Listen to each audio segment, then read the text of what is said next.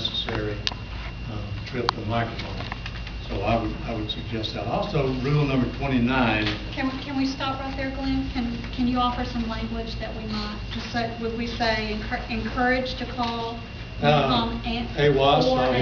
I hate to use the frequency because it could change, but AWAS 119.575 to determine I'm sorry, what's that number? Current 119.575. So we could say or Unicom or AWAS? I would encourage them to use AWAS first. If they, Okay. you know, 75 past that, but it's AWAS. somebody help me out. I don't know the best language to use, but I'm just trying to. Well, it is framed by To saying determine encourage. current weather conditions at Midway Regional Airport. If it's not available, or if they have other reasons, call the common traffic advisory. I don't think that it's necessary that we be completely this way. What I can do is write the sentence, write the paragraph, and we can read. Anything that we approve tonight will be black next time, and if there's new suggestions, Okay. they'll be read next Now, time. you know what to put there. I think that. Okay. I heard what you Cool. said, and all. Rule 29, it's a cute little thing, but touch and go landing may be made at discretion of the pilot. That's obvious. All aircraft shall use Unicom during these operations. That won't fly. Some aircraft You don't do not have. You don't have to have a radio to go into a non-controlled You do vehicle. not. Shall means I gotta do it. That are not radio equipped on this airport. It's not required. This is not a modification to what's been printed, and I think that, it's at the discretion of the airport to say whether or not. I'd say all aircraft should be encouraged to use Unicom. And I think. But if they that's have what- radios, they shall use. Something like that. The wording in the last one was sufficient to say that they're encouraged to use it. Well, that's what it should be. Yeah, well, but on the other, it says shall, and I would say encourage sounds more appropriate for the situation.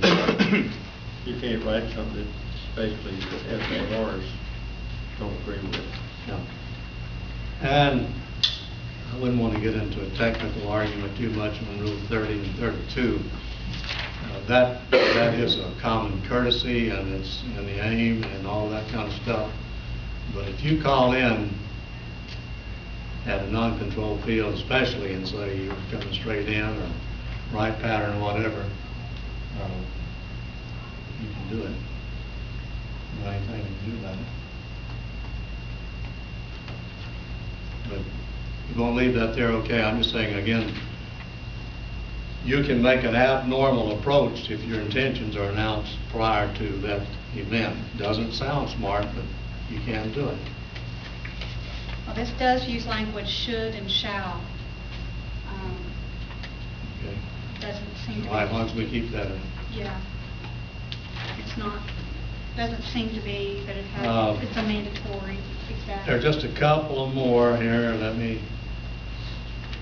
38, we've talked about building a watch rack, but your watch racks will not accommodate airborne airplanes. So you need to put something in there unless. If the place that's being used is a designated wash area, then I think by practice it has become that. Only problem is that people park their airplanes there and walk off, and it blocks the alleyway down that north alleyway to all those hangars. And even if they're washing, got all their stuff out there, and then they've got to move it, or somebody's got to wait until they do. So I don't know how to handle that, unless maybe you notify everyone that for the time being is a designated area. However, if you're washing your aircraft there, please do not remain there unnecessarily. Water. I think that there's support among the tenants to build a wash rack and designate one. Then, But you should also be able to waiver that for airplanes that are too big for the wash rack. Well, for airborne, we would just have to designate. And while we're next to that, before we move on, and I'm doing this for the mechanics, compressed gas, flammable gas shall not be, well, Where you at? everyone, it's the next one down, 46. Every one of these guys has acetylene that they use for work with. So there should be something written in here that, you know, allows them to have acetylene welders, because acetylene is really the only approved method of welding on an aircraft. This section, I would say is certainly governed by the fire marshal, much more than the airport manual. Fine with me? 56? On your point, Aubrey, I would never go in and. Oh, I know you wouldn't. I'm and just- see a No. bottle of acetylene. No. But the fire marshal, on the other hand, even if I said it's okay, the fire marshal may not agree. I would hope you Well, would. we're on 46, 46M, which is probably okay, but all of our fueling and procedures and everything have to be to the AirBP specs that are controlling entity. And my guess is they're probably the same as these, but I They're can't based get the on the bind where I NFPA. can't, yeah, I gotta make sure that, They use the same document. okay, I mean, just, you know, I wanna get in between the two deals there. 56? I don't have a problem with that, but to make it work, the key word, 2 words there, written permission, would be good if I suggest that you have some kind of form or whatever, and let the secretary have that on file. Next of all, I would like for the aviation community, at least at the airport, to be made aware of the things that are going to happen, like radio control models. I'm just saying, let us know what's going on there. About wiped out one the other day. I've spoken with those guys. Didn't know they were there. I don't think anybody knew that they were there. Those are the guys that came to the balloon festival, and I went and asked them why they were there, and they said, we have permission from airport manager. Yeah. He said I asked him the right. first time when I saw him, I drove out there. Yes, sir. well, he came to see me the other day. And that was several weeks ago. The first time I saw him, I marched out and asked him. Let us know if some of these people are launching balloons and model airplanes and rockets and whatever. There's one gets tangled up in the matter.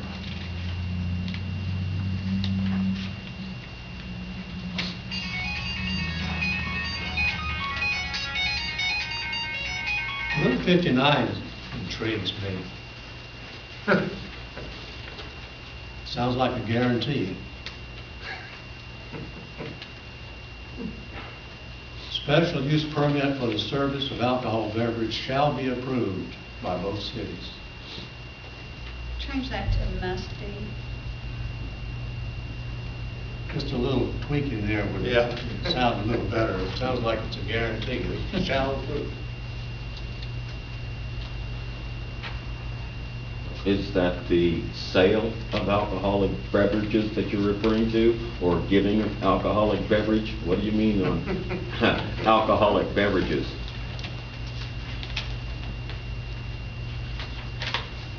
Yeah, just a little rough. Irregardless, whatever alcohol Yeah. beverages are served, sold, whatever, must be approved by both cities. What you mean is they gotta get a permit, right?